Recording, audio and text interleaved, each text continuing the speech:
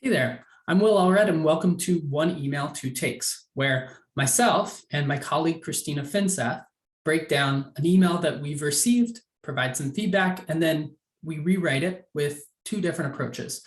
Now, obviously, it's just me here today.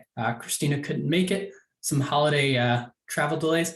And so to make sure that we still got an episode out today, I'm going to be taking an example that landed in my inbox. That's probably something that landed in quite a few decision makers' inboxes and provide my perspective on it. Now, because I can't just leave y'all with one email, one take, I've decided to take two emails and provide my perspective on it. So what we have is the original email and a follow-up that was sent afterwards. So let me pull it up. Now, if you're like many of the sellers that we see in Q4, you're trying to get these deals over the line. And so you're throwing out discounts and you're just trying to get and generate this business. And so this probably feels somewhat familiar. So the first email that I got was company name plus lavender EOY incentives. Hi, Will. I know that things are crazy with the upcoming holidays, so I will be brief. As we approach the end of the year, there has never been a better time to consider company name. I am currently in the process of helping several startups take advantage of our end of year incentives. If now isn't a good time, let's try to connect before the holidays to review different ways we can help with your 2020 initiatives. Are you open to finding some time to connect? All the best. Now, if you followed any of the stuff that Christina and I have put out, you'll know that there's quite a few things that we dislike about this email. I think the main thing is this idea that there's like some false deadline at the end of the year. Like I understand budgets, etc. But if I come around the corner January 1st and I say, hey, can I still get that discount? Like, are you going to tell me no now? Like, it's just this weird dichotomy that you've like opened up the relationship with. The other thing that y'all wouldn't know because you don't have the context is I actually spoke with this company. So the context behind this is I actually spoke with this company a couple months back around a very particular thing that we were working on, new user onboarding. And they were presenting solutions to us and yeah, things went cold. Frankly, we ended up going with another vendor, but I found this to be kind of a strange follow-up to that, particularly because it was a new rep, not the ones that I spoke with. So I kind of gave it away that this was a marketing message. And so marketing driven, at least, right, came from the department. Now, I think there's way better ways to approach this. One of the key things that I think about when I think about like how to write an email like this for a marketing team or how to approach this, first off, this is like a big no-no. So I know things are crazy with the upcoming holidays, so I will be brief. What I refer to this as is a, what's the word I'm looking for? It's basically an opt-out clause. So like you're telling me, hey, I know you're busy. Hey, I just wanted to put this in the top of your inbox. I know you're slammed. The problem with that messaging is it gives me a reason to opt out. You're like, yeah, I am busy. And then like all of a sudden I'm no longer paying attention to the message. I'm no longer paying attention to the thing that you're trying to get me to do. And so like I opt out and I'm gone, right? Because I'm going through my inbox and I'm triaging, I'm trying to get things done. And so when you give me that opt out, note that that's exactly what's going to happen. Especially, so the rest of this email, first time it was sent, was never actually read. I have no idea what was listed underneath it because I'm going through on my busy day to day. I see that and I'm just kind of like, okay, cool. As we approach end of year, there's never been a better time to consider, my company. Like, okay, I'm not going to read that. The other thing to consider is like the way it was read. So this opening line gave me the opt out, but even if I were to try to go and like skim the rest of the email, this paragraph is massive. It's going to look very different on a mobile phone than what it looks like when you wrote it out within your large screen. And so, yeah, thinking about like how it's going to show up here on a phone, it's a very different story. So it's just something to be mindful. It's just like, can you go ahead and like put some white space in, make this a little bit more visually appealing, as I'm trying to skim this quickly. Even if I don't open it on a phone, this makes it much lighter feeling and much easier to get through. So quite a few things here. Before I jump into my rewrite of this email, I wanted to showcase the follow-up because I thought it was kind of funny.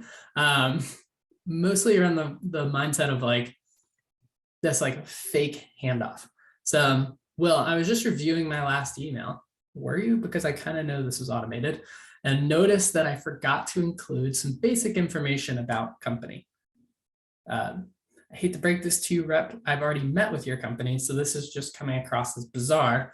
Please let me know if you feel this is relevant, and let's find a time to connect. All the best, Rep. Now, the other interesting thing around this, right? So like they included all these resources down here, all their own resources. But one of the things that I thought was super interesting about this is the way it was structured. I actually just thought this was like a little like signature down below. And I just kind of ignored it. And I was like, oh, wait, hold on. I have to actually go back and like read through that because it was like so hidden in the process. So another thing to think through as like you would design an email like this would be to move that signature below so that, it's easier for me to gather that these valuable, quote unquote, valuable resources below are actually something within the message. I mean, who knows? Maybe tomorrow I'll get another email that says, hey, I realized I forgot the links to the resources, and then they'll send another one. But this sort of like bait and switch idea, it's good on paper in the sense that like it's gimmicky and like makes it feel more human, but it's been overused, and that tactic is no longer really, it's very inauthentic, right? So just try to come up with some better ways to put the message out there. Now, let me showcase how I rewrote this, because all of this information should exist within their CRM, right? And so as you're thinking as a marketing program, how to reach out, I can showcase a few different ways to write this out, but this scales, I promise. So Will, saw you had spoken with the team about using company this year. You could even include, this past quarter. Is this something you're still considering?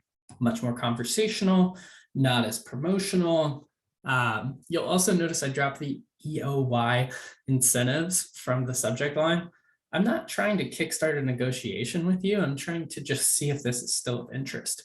Instead of trying to close the deal, like, what was the expectation from this first email? Did they think I was going to respond back and be like, thank goodness you reminded me. Can you send over the DocuSign, or the Panda doc? Like, it's just never going to happen. Never in the history of cold emails has somebody responded back and been like, sold. That was a great email, right?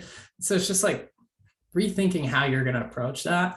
So I just did very basic subject line, blank plus lavender, right? It's like company name plus lavender, because I'm banking on the fact that they've got familiarity with my company name still.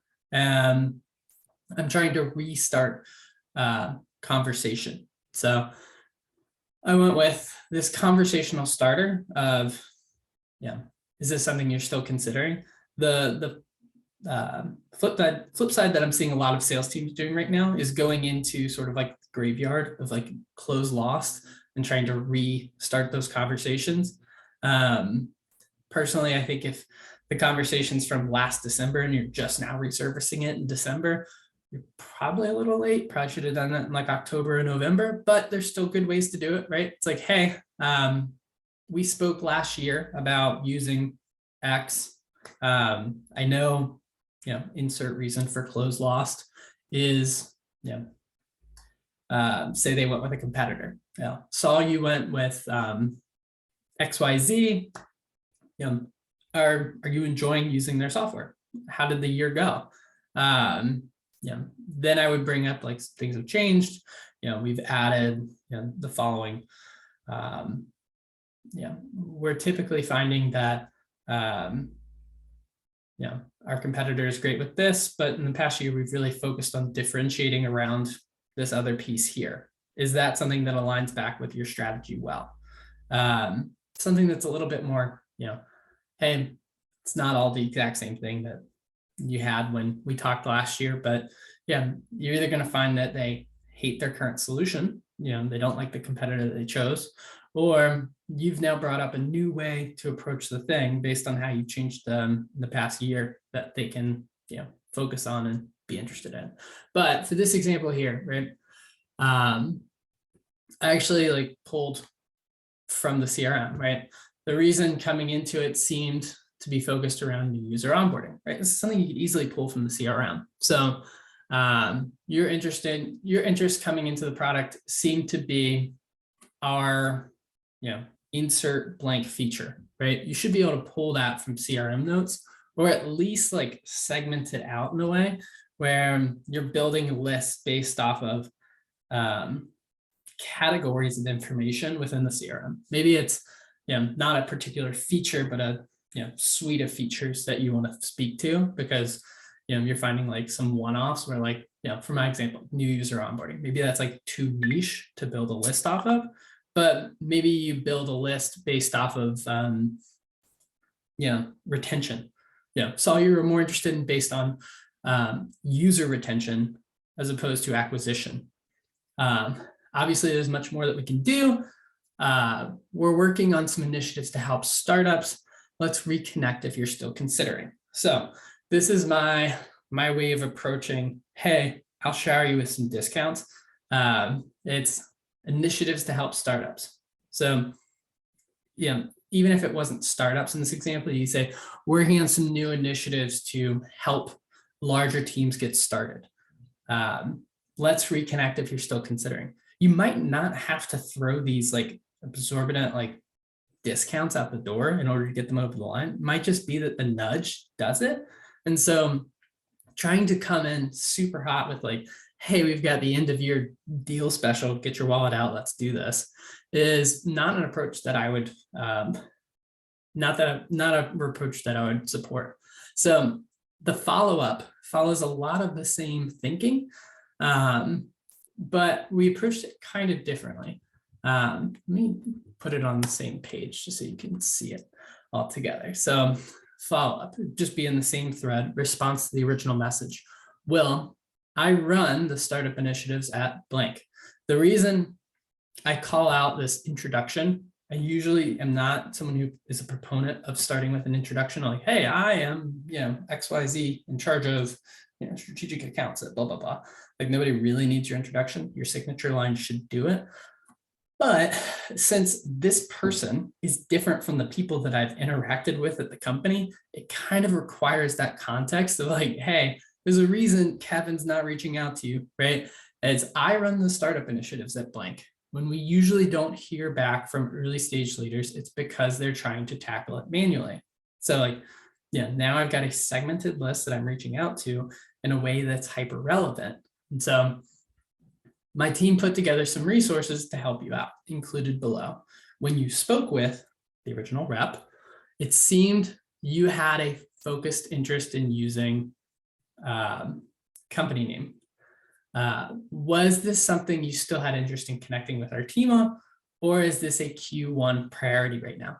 So a lot of things going on here, but the key focus is making it feel like it's a message on the one-to-one, but in a way that you can still scale it to a number of people, right? So it's company size is under 50 and job title equals X and was interested in retention. This is an easy two-step cadence that should see a really high return on your investment in that segmentation up front. The valuable resources, frame it along the way of we put some resources together to help out within the context of this is typically what's happening when that's the case. It might be that there's some other case that you'd want to pull in, some other reason for why you typically don't hear back, but the point is to give context to why you're just dumping this stuff in their inbox, as opposed to just randomly showing up. And this is actually a framework that this is an adaptation of it, but I got it actually from Christina, who's unfortunately not here today, but the idea is the value add follow-up, right? Now, usually I wouldn't be using my own resources in a value add follow-up. I'd be using third party, meet them on neutral ground, is how Christina always talks about it. And the idea is very simple, right? You don't want to send a bunch of your information over because it's obviously biased to support whatever it is that you're trying to do. And so you'd say like, hey, check out this really cool article from Sales Hacker about, X. They brought in XYZ leader focusing on this. I thought it'd be relevant because you're working on, the following thing. By the way, is it still worth having a discussion? Is this something your team's still working on? So the framework's still present, just approached it in a slightly different way, which is, having to provide context as to why there's some new person in their inbox, but also, showcasing like, usually when we don't hear back from an early stage leader, they either got too busy or they're trying to tackle it manually. It's conversational. And I see this with marketing messaging a lot is they struggle to have that one-to-one discussion. But what I will say is marketing has, to its benefit, the experience in segmenting communication for customers, then they can lean on those roots to have really powerful scaled conversations. So hopefully this was useful. Now we are taking a small hiatus from our email office hours. So next week, we won't be having office hours. In fact, our next office hours is not going to be until January 10th, just to take some time off for the holidays, but we'll still be bringing out these one email, two takes videos for everybody to enjoy. So if you like it, please subscribe to Sales Hacker and expect these in your inbox every Tuesday. So thanks everyone. And hopefully this was a helpful session for everybody.